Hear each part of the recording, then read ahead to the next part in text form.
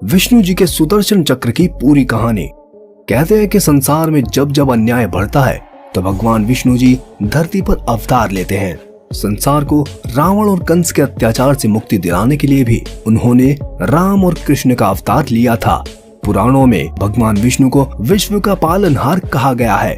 उनके बारे में ये तो सब जानते हैं कि उनके 4 हाथ हैं, जिसमें वह अपने नीचे वाले बाएं हाथ में कमल, नीचे वाले दाहिने हाथ में कौमोदकी, ऊपर वाले बाएं हाथ में शंख और ऊपर वाले दाहिने हाथ में सुदर्शन चक्र धारण करते हैं। दोस्तों, सुदर्शन चक्र कोई आम हथियार नहीं था जिसे कोई भी चला सके।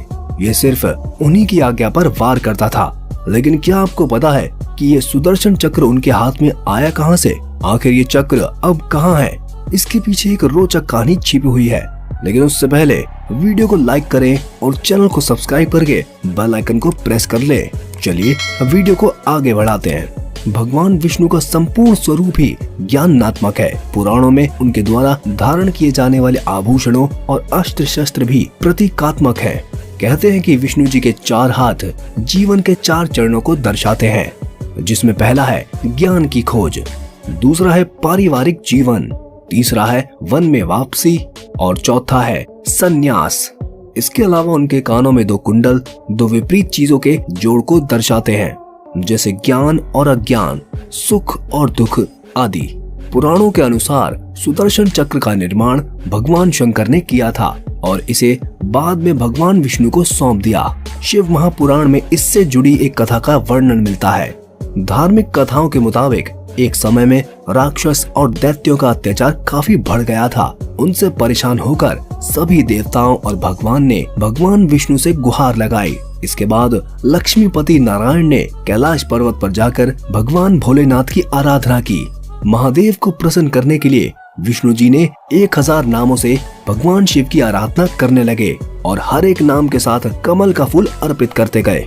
भोलेनाथ ने विष्णु जी की परीक्षा लेने के लिए 1000 कमल में से एक कमल का फूल छिपा दिया। एक फूल कम देखकर विष्णु जी उसे खोजने लगे, क्योंकि कमल के फूल नहीं चढ़ते तो तपस्या और संकल्प भंग हो जाते। अब चूंकि भगवान विष्णु को अपने संकल्प की पूर्ति के लिए 1000 कमल के फूल चढ़ाने थे, इसलिए उन्होंने सोचा कि मेरी आंखें ही कमल के समान है, इसीलिए तो मुझे कमल नयन कहा जाता है। एक कमल के फूल के स्थान पर मैं अपनी आंख ही चढ़ा देता हूँ। ऐसा सोचकर भगवान विष्णु जैसे ही अपनी आंख भगवान शिव को चढ़ाने के लिए तैयार हुए, वैसे ही शिव जी प्रकट होकर बोले, हे विष्णु, आपके समान संसार में कोई दूसरा मेरा भक्त नहीं है।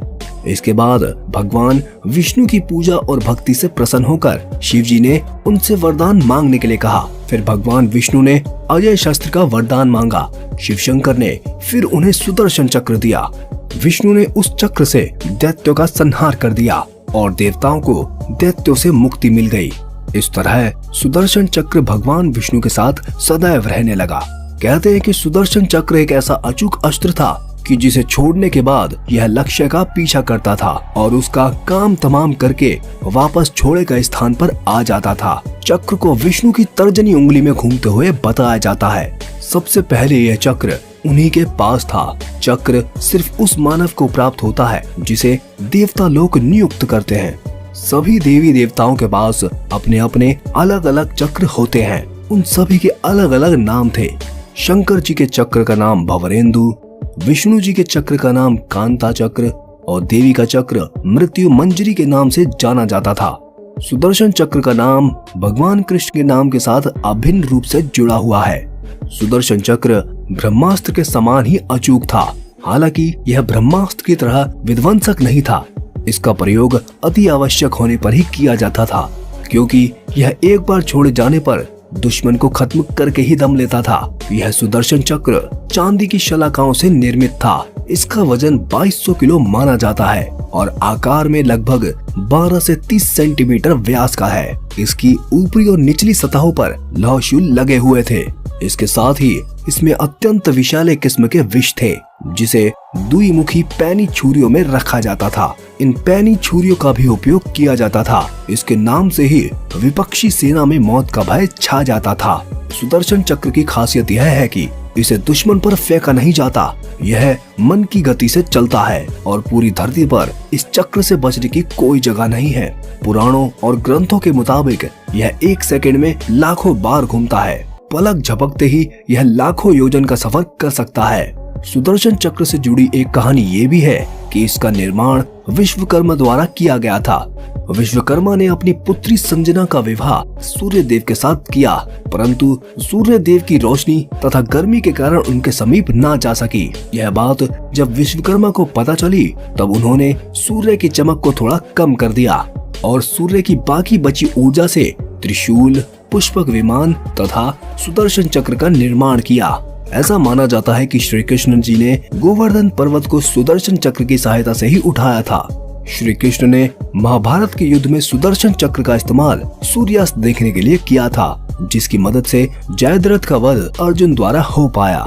मान्यता है कि इस चक्र ने देवी सती के शरीर के 51 हिस्से कर भारत में जगह जगह पर बिखेर दिए और इन जगहों को शक्ति पीठ के नाम से जाना जाता है। यह तब हुआ जब देवी सती ने अपने पिता के घर हो रहे यज्ञ में खुद को अग्नि में जला लिया। तब भगवान शिव शोक में आकर सती के प्राण रहित शरीर को उठाए घूमते रहे। सुदर्शन चक्र की सनातन हिंदू धर्म में बहुत मान्यता है।